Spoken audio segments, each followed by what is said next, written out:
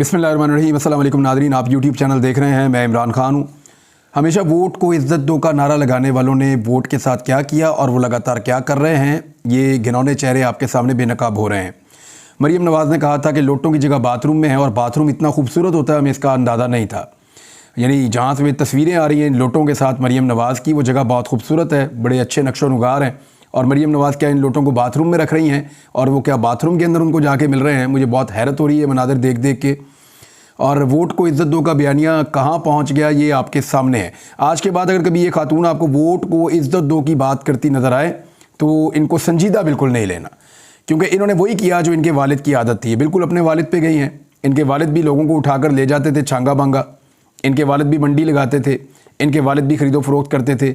उनकी बेटी एग्जैक्टली उसी नक्शे कदम पर चल रही हैं जिस गंदी और घटिया सियासत की बुनियाद, जिस हॉर्स ट्रेडिंग की बुनियाद मियां नवाज शरीफ साहब ने रखी। उनकी बेटी भी बिल्कुल उसी रास्ते पे चल रही हैं और वो अपने वालिद से बिल्कुल मुख्तलिफ नहीं हो सकती और उनका अंजाम भी अपने वालिद से मुख्तलिफ मेरे ख्याल में नहीं होगा। सियासत में ये लोग लीडर तो बन नहीं सकते, लेकिन इंतहाई घटिया दर्जे की सियासत करते हैं और ख़रीदो फरोख्त का जो है वो बाज़ार एक गर्म करते हैं।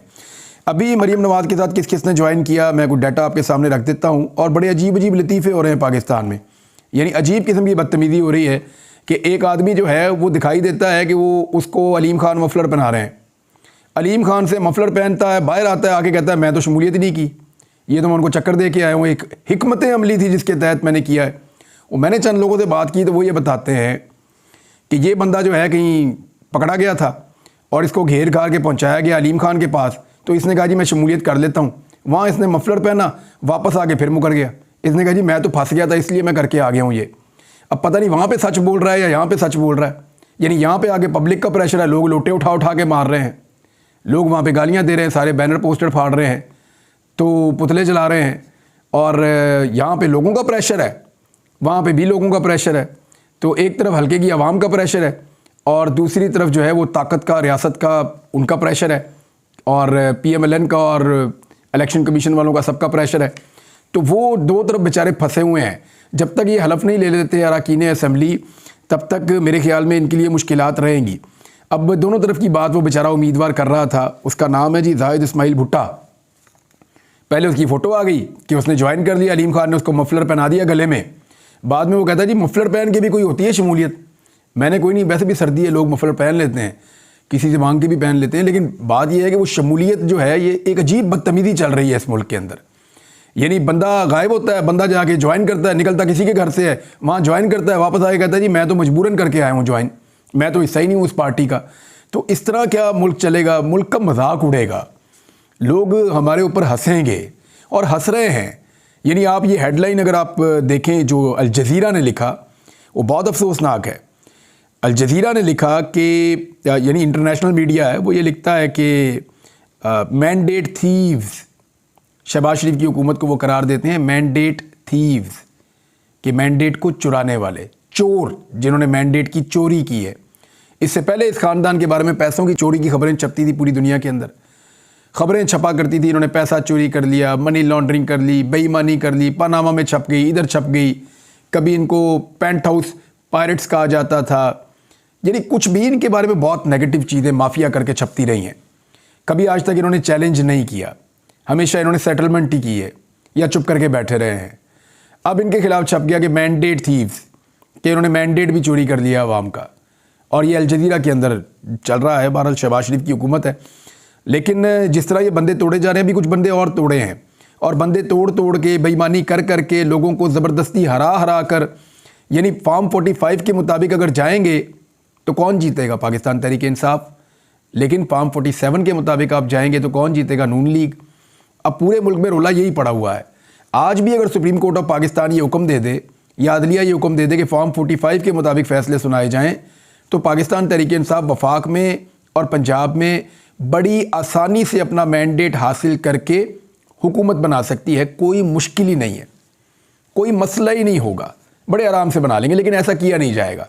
अदलिया का मूड भी ऐसा दिखाई नहीं देता, रियासत का मूड भी ऐसा दिखाई नहीं देता। और ये नज़र आ रहा है कि पाकिस्तान तहरीक इंसाफ को मुकम्मल तौर पे दीवार के साथ लगाया जाएगा और हुकूमत बनाई जाएगी नून लीग की, पंजाब में भी और वफाक में भी। लेकिन ये हुकूमत चलेगी या नहीं चलेगी, ये बड़ा सवाल है। पंजाब में नून लीग ने बंदे बुंदे शामिल करके आज़ाद अरकान काफ़ी सारे ले लिए इन्होंने, और 6 के करीब अब फिर रिपोर्ट हो रहे हैं कि इनके साथ चले गए हैं। तो इन्होंने बंदे तोड़ के, और ये वो बंदे हैं जो हलफ ले रहे थे कुरान पाक पे, ये वो बंदे हैं जो अल्लाह को हाजिर नाजिर जानकर हलफ ले रहे थे। इन्होंने पहले हलफ लिए, हलफ लेने के बाद अल्लाह को हाजिर नाजिर जान के लोगों को इन्होंने सामने खड़े होकर कहा कि इमरान खान को धोखा नहीं देंगे, हम इमरान खान के साथ खड़े होंगे जीतने की सूरत में। और फिर इन्होंने लोगों के वोटों का सौदा कर दिया अपने ज़मीर के साथ साथ। अब हलकों में जाना इनके लिए मुश्किल है, लोग आगे से इनको जूतियाँ मारते हैं या इनके खिलाफ नारेबाजी करते हैं। तो इस सूरत हाल का सामना तो इनको करना पड़ेगा। एक छोटी सी हुकूमत के लिए जो बहुत ज़्यादा भी चली तो चंद माह चल जाएगी या 1 साल 1.25 साल चल जाएगी, इससे ज़्यादा चल नहीं सकती। बहुत मुश्किल लग रहा है। हो सकता है चलाई जाए, घसीटी जाए, लेकिन चलने वाला काम कोई नहीं होना। ये मुल्क ऐसे तो नहीं चलते। मैं नहीं कह रहा, फजलुर रहमान भी यही कह रहे हैं। फजलुर रहमान क्यों कह रहे हैं, उनका दुख क्या है, वो मैं आपके सामने भी रख देता हूँ। लेकिन सबसे पहले आप ये देख लें कि PMLN ने कुछ ना कुछ करके अपनी अक्सरियत सादा करने की कोशिश कर ली है पंजाब में। मरीम नवाज़ को कंफर्टेबल किया जा रहा है यहाँ पे। क्या मरीम नवाज़ जो है वो मुद्दत पूरी करेंगी? बात यही है कि जब तक वो वाला काम करती रहेंगी जिसके बारे में उन्होंने कहा था कि वो तरीका मुझे भी आता है, मैं जानती हूँ। इसको सुन लें ज़रा एक दफ़ा, और ये आपको बार बार सुनना चाहिए। ये सुने आप। मैंने ये रास्ता नहीं अपनाना था बिल्कुल भी।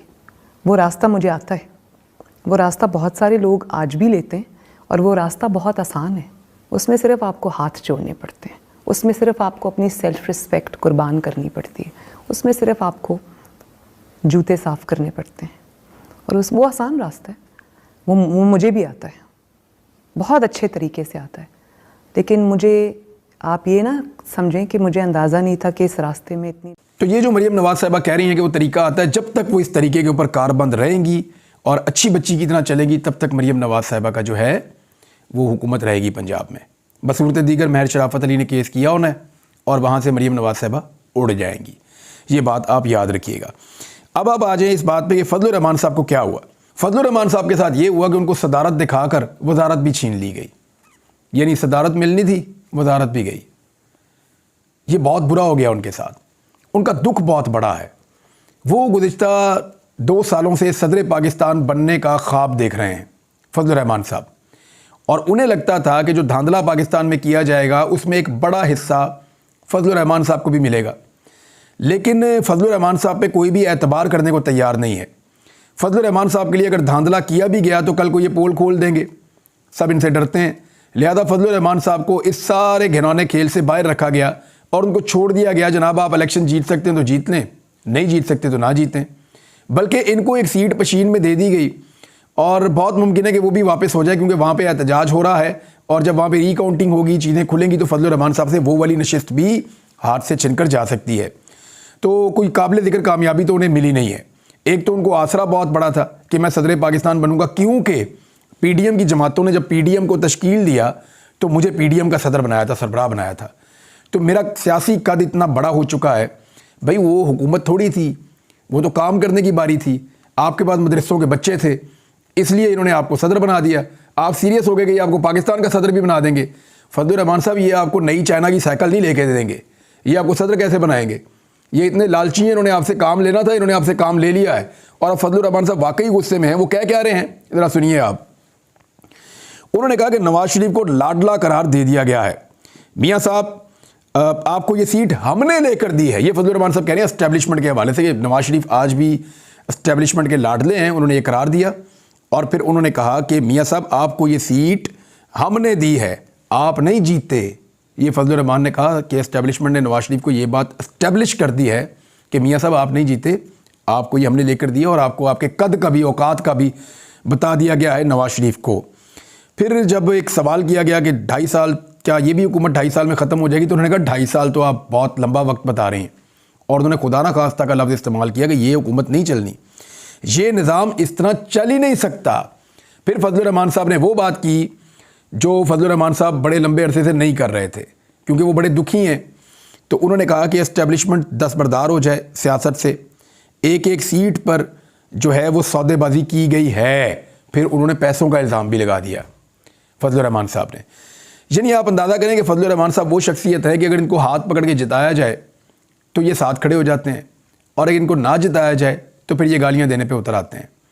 फजलुर रहमान साहब को मैदान खुला दिया गया था कि आप अगर जीत सकते हैं तो जीत जाए, अब फजलुर रहमान साहब ने अपनी दुर्गत इतनी बना ली शहबाज शरीफ की हुकूमत का हिस्सा बनकर, जरदारी साहब और शहबाज शरीफ साहब के साथ बैठकर फजलुर रहमान साहब ने अपनी सियासी वक़्त ख़त्म कर दी और खैबर पख्तूनख्वा और बलूचिस्तान में उनको मार पड़ गई।